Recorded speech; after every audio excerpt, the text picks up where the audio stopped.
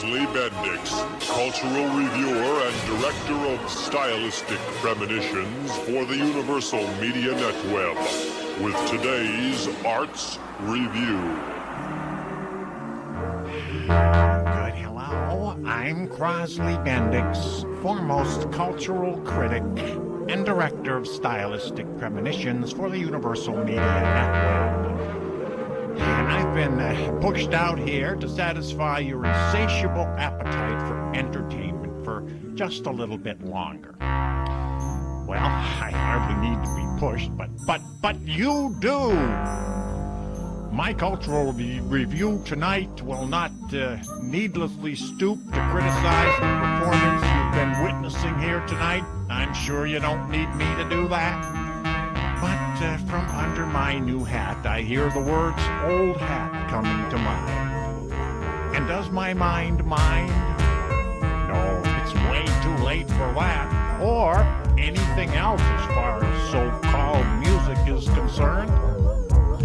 And I'm not talking about this music or that music. No, I'm talking about all music. The whole shebang. The entire kit and caboodle. Whatever that is. Yes, every stitch in time, every note and rhyme, every type and kind, all the music that's ever been made by anyone, anywhere. The one, no longer ignorable fact is that it's all been done before by now, and there is no longer anything truly new that can be achieved in music anymore. Now, of course, the so-called new music is still being predictably pumped out, and it's still being called original. But any fool versed in the whole history of music can hear that there's no longer anything truly original about any of it at all. We have always been accustomed to assuming that there must be plenty of untried musical concepts, styles, structures, sounds, and note combinations left to discover in the future. But think again about that old song. Actually, it's no longer true. I'm suggesting we are now finally past the point of discovering anything possibly new in music that has not already been done to everyone's satisfaction in old music. Oh, there's plenty of note combinations left that don't sound good. That's why they're left. But all the great, good, sort of good, and acceptable note combinations have been used up long ago. Why do you think melodic music is so boring now? Just listen to the radio. And with no significantly new melodic invention possible, noise became inevitable.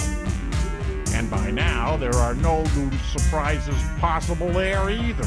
We've heard it all before. It's kind of sad, really, to see how every avant branch of music just continues on and on, grasping at blind hope, delusional beyond repair, in persistent denial of the simply obvious fact that it's all been done before. And nothing categorically new in music will ever be possible again. Get used to it.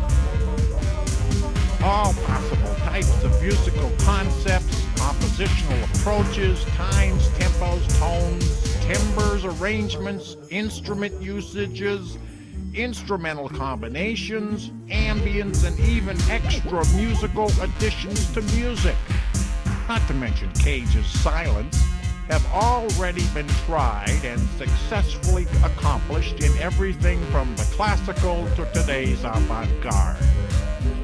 Now, sure, you can just keep rehashing any of this stuff over and over again, but calling it new only displays a convenient loss of musical memory, and nobody likes a copycat.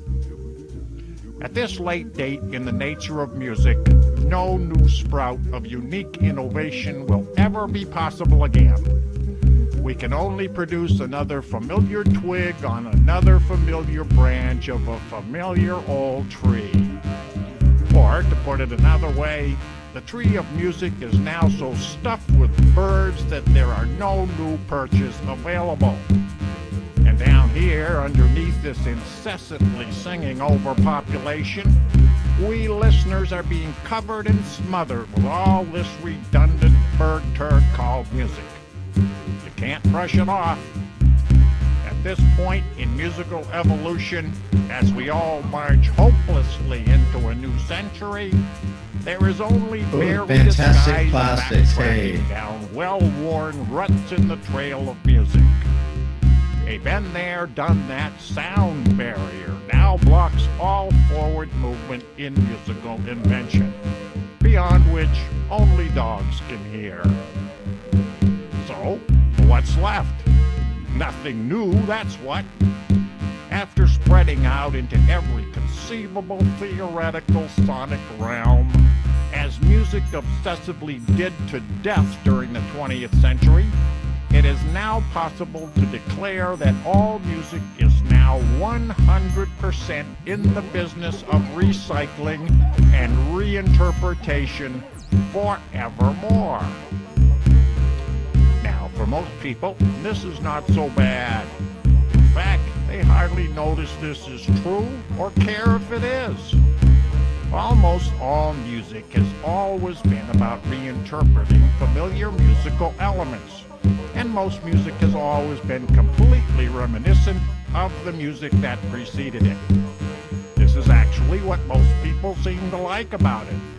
Endless variations within well-established forms and styles, and performers who are able to create refurbished feelings of new as they apply themselves to respinning completely familiar musical concepts and structures.